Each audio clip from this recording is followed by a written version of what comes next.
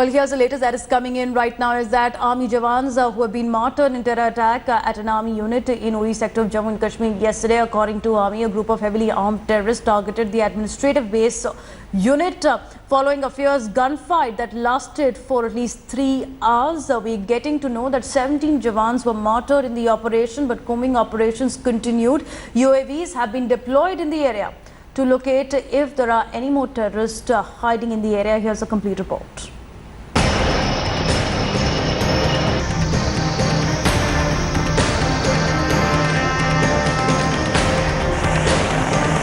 The worst attack on the army in Kashmir in the past 26 years may be over, but the possibility of another Fidayeen strike looms.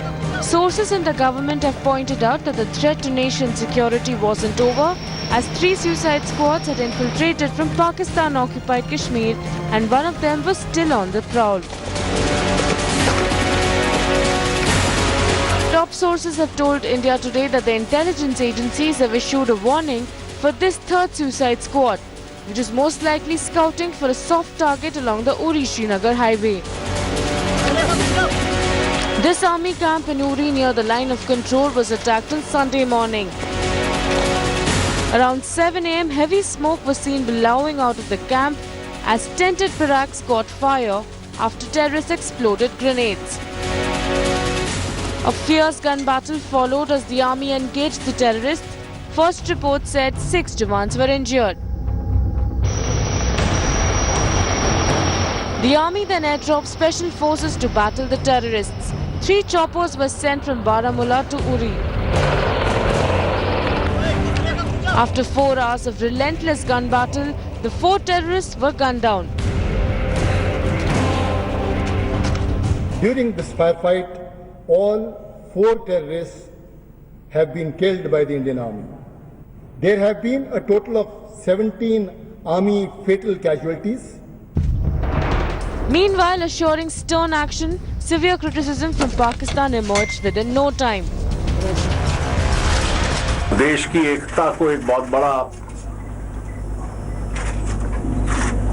चुनौती हमारे पड़ोसी देश की तरफ से हुई है और जैसा माननीय प्रधानमंत्री जी ने कहा कि जो लोग इसके लिए जिम्मेवार हैं स्वाभाविक है कि उनको इसकी सजा भी भुगतनी पड़ेगी. We have known this for long enough who are behind perpetrating, promoting, sponsoring terrorism on the Indian soil, particularly in the state of Jammu and Kashmir. And I think time has come to call this bluff. The operation here in the brigade headquarters of the army in Uri near line of control is now over by the elimination of all the 4 armed Fidayeen militants who had been neutralized, and a heavy catch of arms and ammunition has been recovered from them, including the maps which were clearly showing these locations of army here in the brigade headquarters. They have targeted 10 Dogra unit inside this brigade headquarters where 17 jawans lost life and also 20 jawans are injured. 8 of them are seriously injured. The breach of an army camp so easily by terrorists has once again raised questions on security at defense outfits. Clearly, it appears no lessons were learned from Pathankot. Bureau Report, India Today.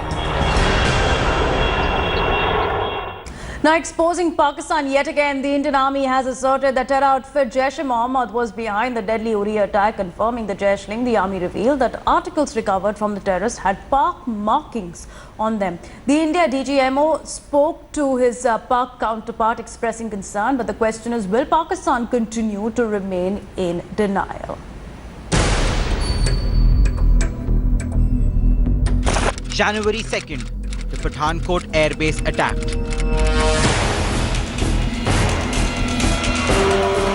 September 18, an army camp attacked in Uri.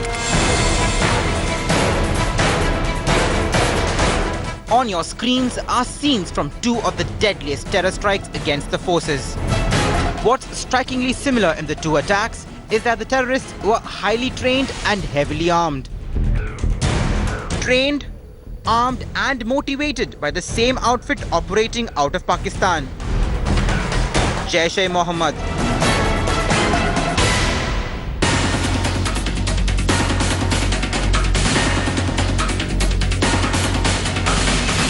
As Pakistan remains in denial, it stands exposed yet again. Clear evidence that the attackers were from across the border.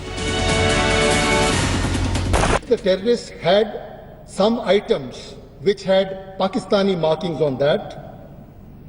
I have spoken to the Pakistan Director General of Military Operations and conveyed our serious concerns about the same.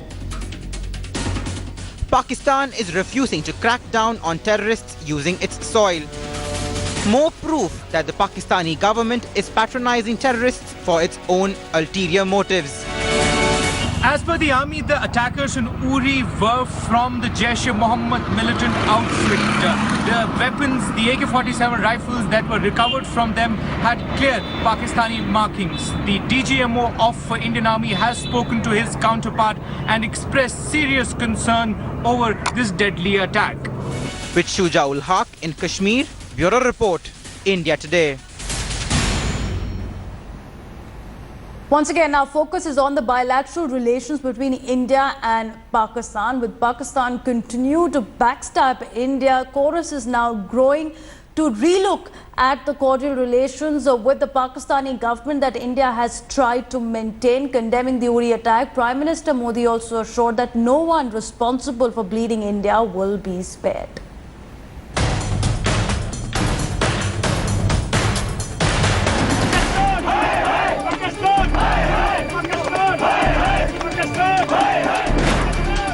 Intense pressure on Modi government to review its Pakistan policy.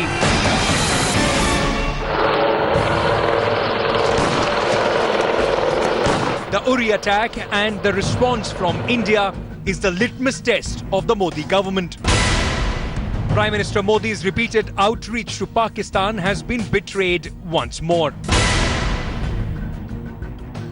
India's attempts for cordial relations with Nawaz Sharif-led Pakistan government has been answered with terror strikes time and again. Prime Minister Narendra Modi's stern warnings from the G20 and other platforms have not worked. Voices from within the government now indicate India's patience is running out.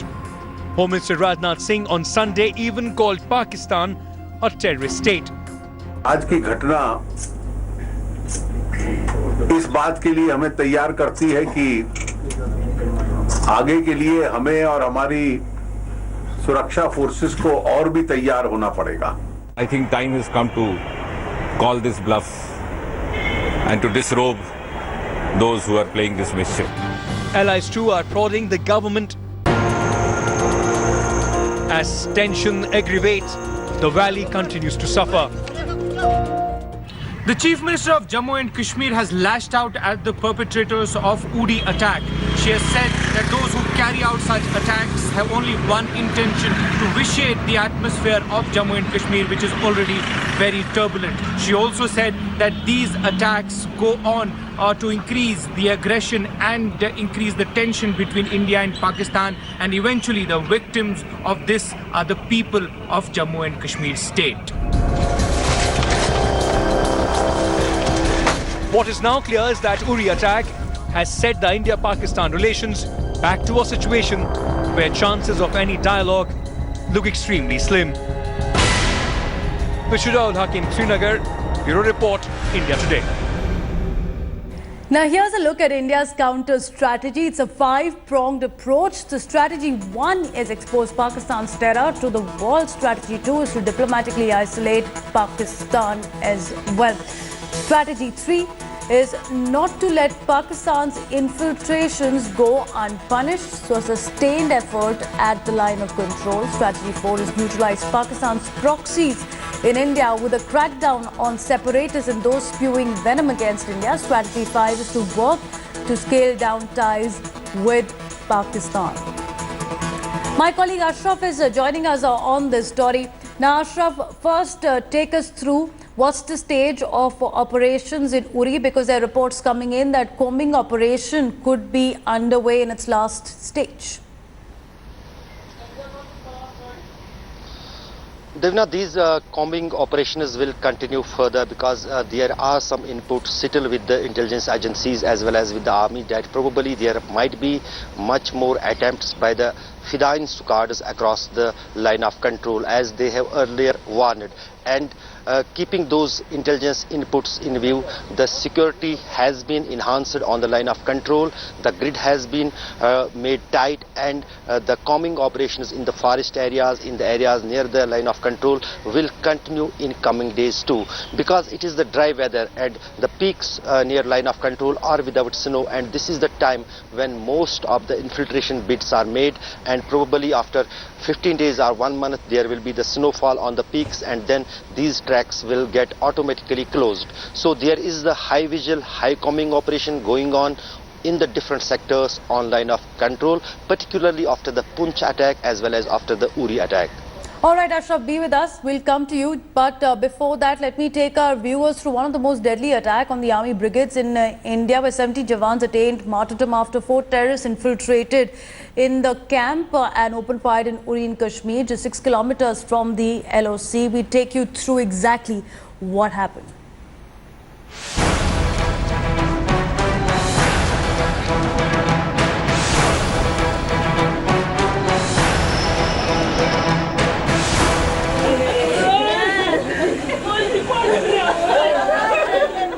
While the nation stands united in grief and pride, these families will have to bear the most.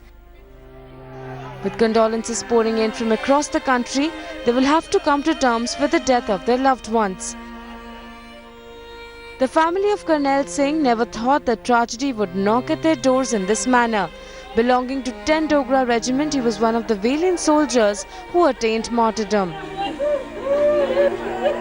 The villagers in Shibuchak village in Jammu did not cook food after hearing the news of Singh's death. 6-6:30 बजे इसकी शहीदी का पता चला। उसके बाद लोगों ने घर में अपने खाना नहीं बनाया, पूरे लोग बच्चे समेत सब इनके घर में इकट्ठे हो गए। The stunned family of Ravipal from Samba in Jammu division did not know how to break the news of his death to his 2 sons. He was supposed to return after few months from his Kashmir posting. No one in the neighborhood ever imagined that Pal's body would return wrapped in a tricolor. 1 साल पहले इन्होंने अपने बच्चों को settle कर दिया वहाँ पठानकोट में कि मैं पठानकोट में आ रहा हूँ, मेरे बच्चे वहीं पढ़ेंगे। अब देखो आपके सामने क्या कर रहे हैं। Candlelight vigils and prayers have been pouring in from all corners of the country. A special Ganga Aarti was organized along with a special namaz to mark respect to these soldiers. A nation from north to south, from east to west, stands with the brave hearts and the kin they've left behind. Bureau Report, India Today.